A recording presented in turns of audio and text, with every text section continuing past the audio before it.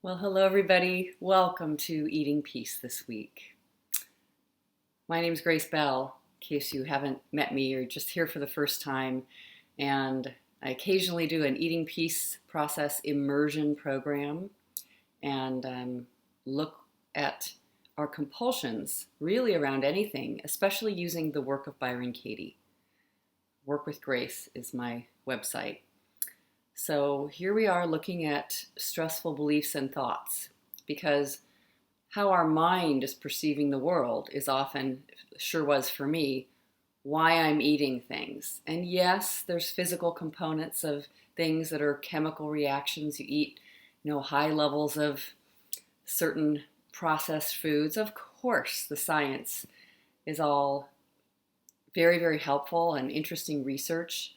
And we can still look so closely. I find in the end, the mind is the most important thing at these elements of food and eating and the process and the cycle and the energy that we're eating something with.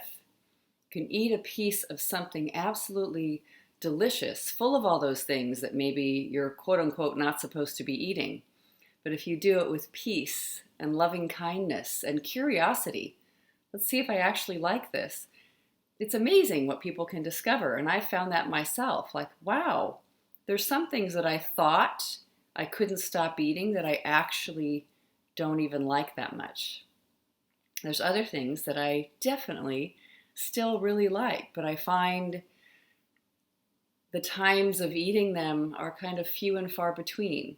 They're a pleasure that happens sometimes in the world, which is what I always wished for when I was so compulsive in my mind about food and eating. Can't I just stop or have a little bit or just something? So what's going on with that intense compulsion? Lots of different things, but one thing that might be powerful to consider today: control. Having the idea that you must control or maneuver or assert something in yourself around food and eating or exercise, which I was hyper vigilant around exercise, and it became to be completely boring and something that wasn't even healthy anymore because it was over exercising. It was always required and necessary to have a good day, to be a good person. So it just was a drudgery, running for miles, like a requirement in order to be happy, or that at least I did so. I couldn't relax until the exercise happened. So I also needed to look at my mind around that, because that's torture. It's living in a very black and white life, or a very dull, boring life. It didn't feel like a living color life. So we can take almost anything. I once worked with a woman who actually compulsively cleaned, and I hadn't spoken with somebody closely before who felt, as she maneuvered about her apartment, like she couldn't stop cleaning and just move to something next. There was always, if there was one thing in the garbage can, she needed to empty it. If there was a speck of dust on here, oh my gosh, I missed that, I must go to it. So cleaning, we'd say, is a great thing. It's very nice to have a tidy and clean house, or your living space, to take care of it and have it look beautiful. And hyper vigilant cleanliness is almost the same kind of pain and suffering as like completely messy and dirty and grungy. We're finding balance. We're finding balance with all of this. All right. So let's talk about control. This one element for today's video: control. The belief about needing to be in control can be dreadful. This is exactly the belief that I began to think, that's what I need. I need to control my eating when I was 14 and I went on my first diet. I wanted to, the normal thing out there around dieting was to pick one and begin to calculate using numbers and measurement and scales and I had a giant book that told you how many carbohydrate grams or kilograms or something were in foods, and you looked them up and you documented and you kept data. Now, in itself, there's nothing wrong with data. It's the most amazing thing. Collecting data is actually brilliant, and it's sort of an objective way that we work with science and studying anything. Like a scientist that wants to study some strange animal or insect on planet Earth will come and just first watch it. Let's watch and see what they're doing. Then we can start to guess, I wonder why they're doing that, or wonder what's going on over there. Ooh, how fascinating. So of course, brilliant to gather information. So maybe some studying of what I was eating and how things were working was actually brilliant, and I was very curious about it. But this element was done with a sense of control must happen. Less food must be eaten. I absolutely must get thin. Thinness is the best. Heaviness is no good. Even just approaching thinness is probably not good enough. I must remain in control. Sometimes we feel this way about our emotional life and other things. So just imagine something that you need, that you believe you must be in control of. I worked with somebody not too long ago, a couple years ago, actually, who their constant mental construct during the day and off and on was around the level of sleep that they were getting and how it was wrong. And they were going everywhere and trying everything around sleeping more. We all know that sleeping well is beautiful, an incredible benefit to being in a human body. We all seem to need it, like a complete shutdown. Very interesting, right? We all need to be totally unconscious within every 24 hours. Quite fascinating. The mind at rest, totally stopping. So we all get that experience of the mind stopping. We go to sleep. But this person was obsessed with sleep, and during the day, always thinking about the future and how she didn't get enough sleep and how to find a way to get more sleep and medications and not taking medications. The most important thing is noticing the obsessive tightness, the energy with which you're studying anything or being with anything. And for me, it was kicked off at that diet point. Here's the plan, here's the diet. And instead of being used as a way of support, like immense support for just understanding a little more, like those scientists who are studying a fascinating creature on planet Earth, it was not done with joy, it was done with fear and a need for control. And so what happens when you begin to try to control something? Your attempts are really, the energy of control is what you are approaching any topic with. It controls you. The reverse happens. There'll be an opposing energy that is, I don't know if it's like an invitation or deep desire for loving kindness, for acceptance, for compassion, for openness, for surrender. The balanced side will want to rise up. It will be there with whatever I have felt I've ever been most afraid of and then wanting to control. There'll be this equal and opposite side that is wanting openness and kindness and understanding, to be heard. What would have been great at that time, of course, it's not the way it went. And so that's perfect because there was so much to learn over a long period of time. But what would have been nice is like understanding, well, I wonder what's going on here, and looking at wanting so desperately to be thin and like that it's almost a requirement for happiness, as if how I'm appearing in the world is of exceptional importance, more than anything else, more than my own mindset, more than my peace. Certainly was. I mean, I'm 14, so, but a lot of us carry that forward. I don't care if you're peaceful or not. It's like there's a voice inside that says, I don't care if you're peaceful. Get that under control. It's like somebody who bursts out with, has a temper, with anger, bursts forward with anger. Great question to be open to is wondering what's going on there. What is that energy saying? Why is there a geyser that comes up? What's being held down where this anger needs to erupt so strongly? What isn't being heard? What am I not listening to? So instead of trying to control with barriers and permission or not allowed, things that aren't allowed, which of course is what we do with food and eating, with diet thinking. This is not allowed, and this is allowed. And this you can eat X amount of, and this, and all that stuff made me absolutely insane.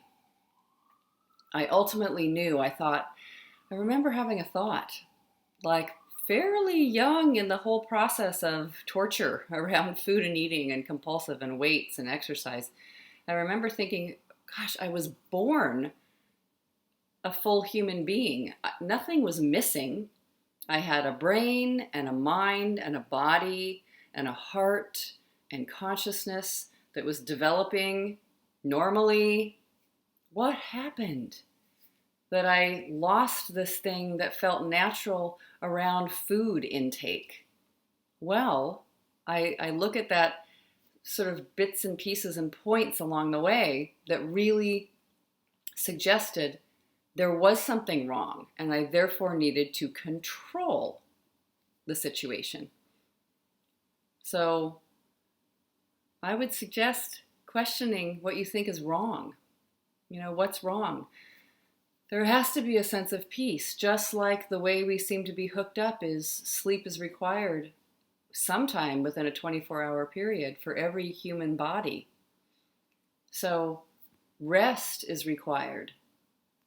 It's okay to not know what's going to happen tomorrow. In this moment, I don't need to control the understanding of whether or not I'm hungry. I might have gotten out of touch with it from all the wonkiness I have in my own mind, around, I'm not allowed to. I might be really hungry, but I'm not allowed to eat that. But just to be able to relax, which honestly, as I began that diet mentality in my life, and there was all the things that I'm never allowed to eat, I began to binge eat, of course, like the overeating would be, it's like taking the lid off of control. It wants the balance. Now, there's so much control happening that there's this flip geyser, just like anger that comes out. There was a binge that would come out, and I would be eating out of control. And then I would use it to prove and say, that just shows you really do need to crack down on this and clamp it down and hold tight. You need to hold tighter. You need more control. And of course, that was just, that swings us into the flip-flop of incredible suffering because you're completely out of control and then completely in control.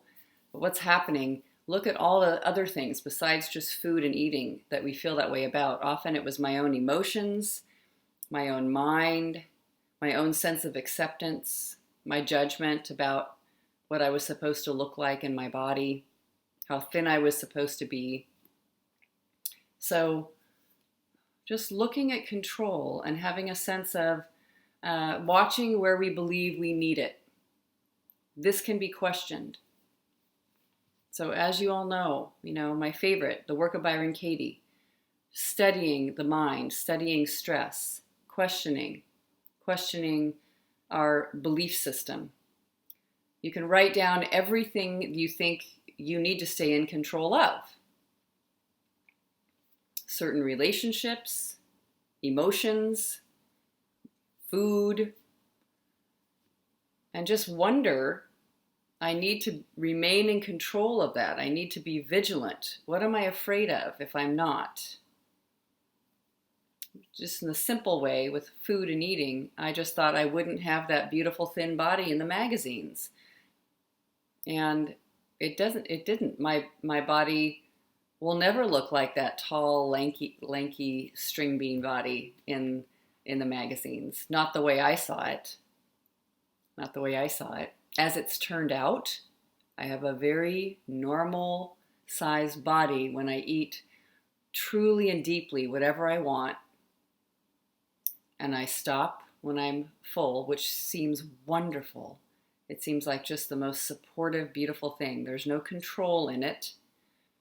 There's no sense of controlling. It's just naturally like lungs taking in air and letting it go. We don't say, oh, I'm going to keep this air, or I need more of it. I need to not let this air go. I mean, it's just flowing as it needs to go, and I'm not the one in charge. I am not the one in charge, and my mind is not the one in charge of that. My body is here. I need to respect it. I don't need to control or measure or lock down anything. I just need to notice with awareness and follow whatever feels the most right. And that's possible when I let go of control, oddly enough. So just surrendering. So that's what we can do today. Let's just surrender to the way of it, the way things are in our life today. Just let things be. Just ask in your heart what feels just the most right. If I didn't know of any rules or regulations or effort, incredible effort to get somewhere, that tightness, if I wasn't on lockdown, if I wasn't in a prison, if I wasn't holding it together, if I just let myself relax and I'm noticing when I let go of those, there isn't a reason to rebel or go on a blitz or a binge or just fight for the life of being free to eat. That becomes just simply a rebellion. That just is a reaction to this incredible urge to control all the time. So let's just see if we can identify what we're trying to control, what we seem so afraid of, and let the noticing of the fear be there. Oh, I'm afraid. Feels scary to be alive sometimes. I feel afraid. I feel vulnerable here on planet Earth. And that's another topic, right? We'll look at fear. Sometimes we look at fear here, underneath the surface of it all. I only find that I need control when I feel fear. So what am I afraid of? These things can be questioned. They can be questioned with self-inquiry. But if we just let loose of the control today, just feel in your body how that feels more peaceful, more relaxed, more sweet, kinder. Not heavy discipline, playful, humorous, strong but humorous, like a really good parent. Isn't a good parent not a controlling parent? It's one that is willing to be with the children where they are and be connected and play, but also make strong decisions, guidance, but listen, have a good ear. You do that with yourself. We'll do that with ourselves. So let me know how it goes. All right. I know everyone has what it takes to have this one inside who is loving, kind, and open and not in charge and in control. You have one like that. If you need to picture a really amazing, loving parent, just the best mom or best dad ever, a wonderful leader, you've got it. How would they be with you today? Imagine them taking your hand and going around with you today and assuring you and noticing you don't have to have that lockdown, tense, tight-fisted control. You can be open, willing, relaxed. All right. Let me know how it goes.